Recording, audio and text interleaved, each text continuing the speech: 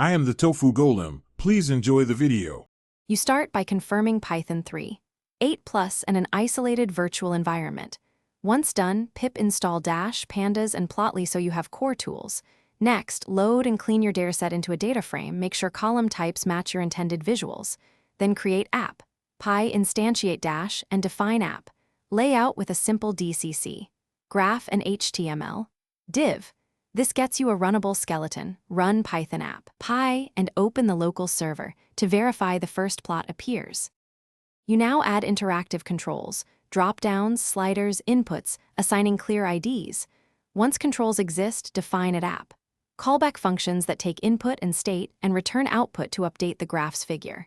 Inside callbacks, filter or aggregate your data frame, compute traces, and construct a Plotly. Graph objs, figure or dict. Make sure to debounce expensive computations and minimize data passed to the client. Also structure callbacks to be single responsibility, so you can test each interaction independently and avoid circular updates. You finish by preparing for production. Set debug equals false and run with Unicorn or a WSGI server behind Nginx.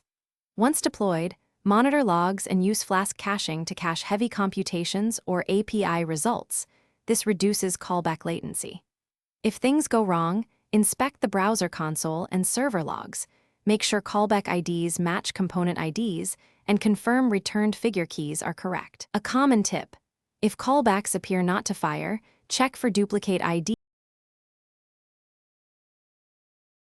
Thanks for watching. Consider subscribing if we helped you today.